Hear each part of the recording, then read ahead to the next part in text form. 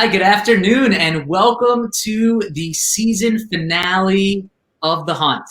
It's been a long journey. I feel like I have looked older and older each week, more and more gray hair. It's not easy hosting a world-renowned weekly show, but we made it. And today, for the season finale, we have none other than Sam Ghie. Sam, thank you so much for joining us. How's Hi. it going? Yeah, everything's going really well. Thank you so much for having me. Good. No, we're excited to have you. So for those tuning in for the first time, The Hunt is all about the recruiting experience. So this is a show that we run weekly to talk about hot topics, whether you're recruiting for a new hire or looking for a new position. We give advice from a recruiting perspective to really help guide you along that journey. And this show is meant to be interactive. So throughout the show, we really encourage everyone to reach out, use the comment box to chime in. There's going to be some topics we're going to touch on today that'll be very relevant to the people that are looking for jobs. So we really encourage you to reach out. And my role, I'm managing director at a boutique recruitment agency in New York. And Sam is one of our star recruiters, extremely passionate, loves giving this kind of advice and insight. So Sam, I could not be more happy to have you here for what will be the biggest episode yet. Thanks so much. I'm really excited. All right. So we made it out of the snow. We're hanging out nice and warm inside. And today we're going to really talk about a pretty topical discussion around job searching through the holiday week. And we have a few people already chiming in. I May loves the plants behind you. And Jennifer Fox, who as of last Saturday, I can officially call my wife, is chiming in. He's one of our biggest fans. So we have some good fans coming in already. But Sam, we wanted to talk a little bit about recruiting and looking for a job through this last week. And yeah. I think it's important, everyone kind of realizes there's this cliche understanding that we get to this end of the year. I've been reaching out to a few people over the past couple of days for jobs we're working on. And the common line seems to be, it's end of the year, companies aren't going to really do anything these last 2 weeks. I'm probably just going to kind of take a break, and I'm not going to start my job search until after the new year. I think that makes the most sense. So when you hear that and really kind of thinking about that logic, what would your objection be to that, or what would your challenge be to the people that think at this point, might as well just shut things down and start in the new year?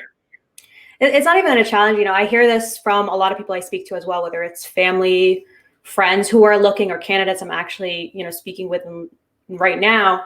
And you're really doing yourself a disservice by waiting until the new year. It's, there's so much activity actually going on now.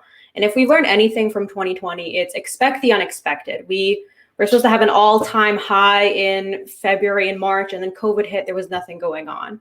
Almost similarly now, it's end of the year, but we are getting, just between me and you, Kevin, we got 4 or 5 jobs just in the last few days. Things are really picking up. A lot of companies are telling us that they need to hire by mid-January. And if your goal is to get a job by then too, you're not doing yourself any favors by waiting till the very beginning of January to pick up your search. Yeah, no, it's a good point. I think so. So when you think about these jobs that we've gotten, right, and jobs are picking up, I mean, again, the logic becomes most people think, well, yeah, they might start to look, but are companies really going to be doing anything these last 2 weeks? Because historically, you always hear the typical recruiter line of, it's quiet right now, it's the holidays, we'll probably have more opportunities in January. So when you think about the current state, and people are really thinking, is it really worth the effort? Do you really think companies are going to actually be moving in these last 2 weeks of the year when it's really usually very, very quiet? Yes, they are. They are doing it right now. They're setting up interviews for the very last week up until Christmas Eve. And then not all companies are actually off between Christmas and New Year's. If yours is, that's great. But then take the opportunity to speak with somebody or to meet with somebody, have an interview during that week. Even if nothing maybe is happening then for you, there's always other things you can plan for to do, in the free time that you have now. Yeah, and I think it's an interesting point also. You mentioned companies are active now. I think it usually, the only reason the last 2 weeks of the year are always very challenging is because of people's vacation schedules. We were trying to coordinate an interview with 3 different people you had to meet. One person was taking their holiday break now. The other person was going on vacation end of the year. This person's going to France. This person's going to Europe. This person's going to South America. So it's so tough to coordinate interviews. We might as well just wait until January. But unfortunately, I guess fortunately for us in the recruiting industry, but unfortunately for many that enjoy those nice year-end trips, for obvious reasons, a lot of that's not happening this year. Yeah, so people are here, they are available. And in that sense, you know, even if there's not interviews happening, there's a lot of resources out there that you can use as well. And with everything being remote, interviews are being done over the phone and over Zoom. So this is the perfect time to really take advantage. All right, good. So sum up. So firstly, I guess in the state of the job market, to Sam's point, things are more active now than they might have been in years past. There are a lot of jobs. We're seeing it firsthand. A lot of companies first having the chance to come out of the woodwork and make up for lost time. And number two, interview processes are continuing right through the end of the year because you're able to have interviews remotely. So if people aren't even in the office, you're able to get them on. And you're not really able to travel as much. So a lot of the times where companies would usually shut down or couldn't interview, they can right now. So don't wait just for the generic sense of waiting. Now, the other argument you think of is like, listen, why am I going to start right now? No one really starts their job search until January. So I'm just going to kind of hold off. I'll ramp up. It's a normal thing to do. Wait till the new year and then get going. What are your thoughts on that when it comes to someone really strategizing when they want to get their process started? Why go into the time where the competition might beat you out? So many people are thinking exactly in that way, and so many people are going to be less active and not plan as well. You're going to enter, your search at a time. Everyone's going to enter their search, and it's going to be a lot tougher than if you get ahead of it from now. It's almost like the rush for the gym. After the new year, everyone wants to go to the gym, so it's going to be a lot more packed. There's going to be so many people. You won't get to everything you want to, as opposed to starting, a little earlier and getting what you want done.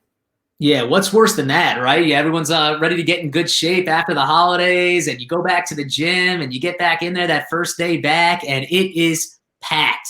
You can't even get access to any of the equipment you want. The weights are gone. I can't get to my 5-pounders, and it's tough. So similar context, if you're looking for a job, what better way to get ahead of the competition and get a head start than starting a week before everyone else? Imagine if you're already in the swing of things that week prior and how much of a competitive advantage you can get. So that's a really awesome analogy, and one that I think probably most of our audience can relate to, that the first week back to the gym when things are chaos, and then 3 weeks later, it seems like everyone gave up already. Yep. What about timing though? Because also I could think like most clients or companies, are they really going to hire right before New Year's Eve? So should I really get myself in the mix now, or am I really missing anything by waiting a couple of weeks to apply and just wait until early January?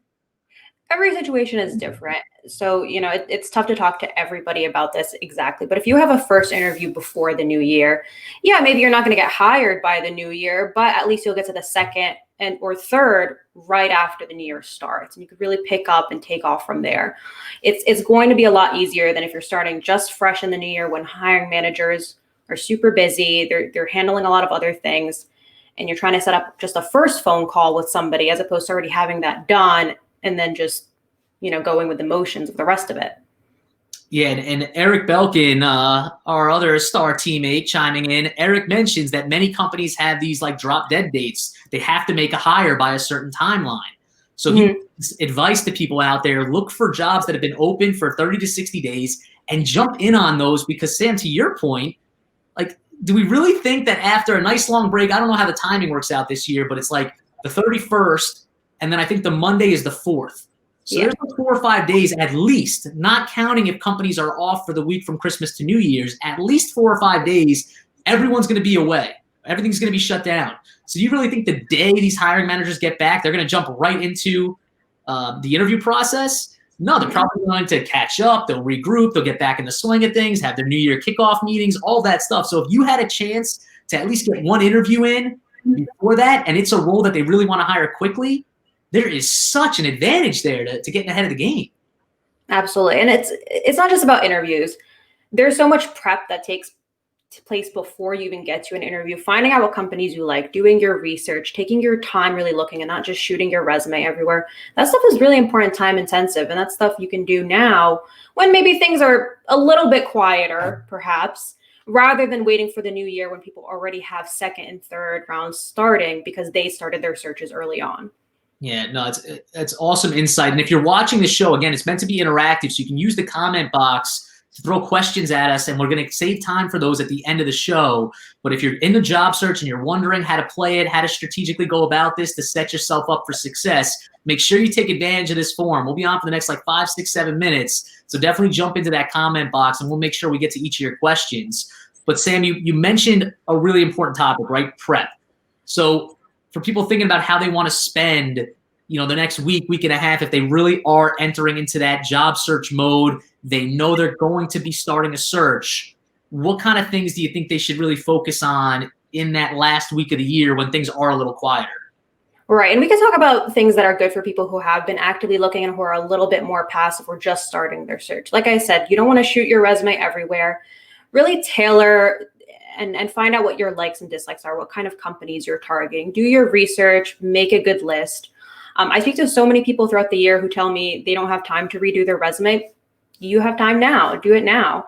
Ask people to look it over. Practice interview tips or interviewing in general with friends and family members. And then when you're making a list of the kinds of companies you're applying to, you can set up follow-ups for the weekend before the 4th. So you immediately hit those people and you get your resume front of mind to them again. And then that's the first thing they see when they roll into work that Monday. So it's a really good time to strategically plan everything. So it's a lot easier and a lot smoother. Everyone should take the time to really relax, enjoy the Christmas and the holidays. But if you do just a little bit of work every single day, it's going to be a lot easier in your search down the line.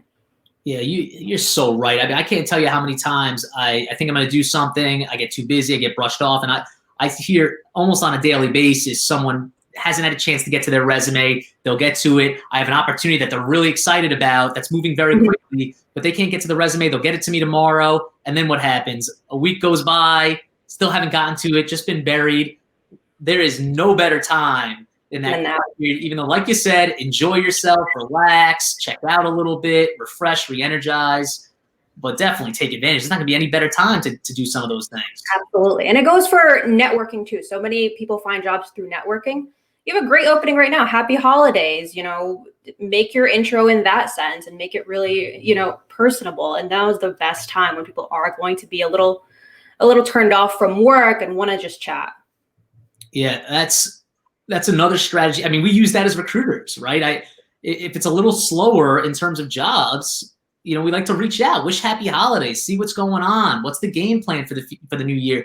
Give us a reason to touch base, and if you can do that as a job seeker, again, that just sets you apart. Yeah, right. How many people are really doing that to companies that they've been interviewing with, or even been in play with, even if you've been in the interview process? Yeah. No, I could see you like really reaching out to the person that interviewed you. If they're not getting back to you until after the new year, wish them a happy holidays. Anything you can do to set yourself apart. It's always in your best interest. Absolutely. Yeah.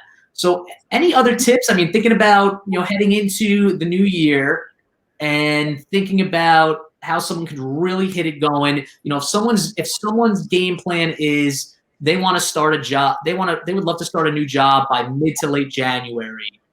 You better be starting yesterday in your search, very honestly. Yeah, so they're already behind the 8 ball. I mean, you can make it work, but start now. Don't put it off till the new year. Don't be those workout people that'll say, "Oh, I'll go on a diet. I'll hit the gym in the new year." You're just going to be sore and frustrated and behind the game. Don't let the competition beat you out. And again, this goes for people who have been very active and who are just passively looking. Take the opportunity now. Yeah, I think the ultimate kind of message here is earlier is better. Set yourself apart from the competition, get ahead of it, and use that last week of the year to plan, prepare, obviously refresh, but get your strategy together. Get your resume together, figure out your attack plan. So when January 4th comes around, you're not one of 95% of the job seekers that are all of a sudden flipping the switch on. You were already one step ahead. Yeah. Awesome.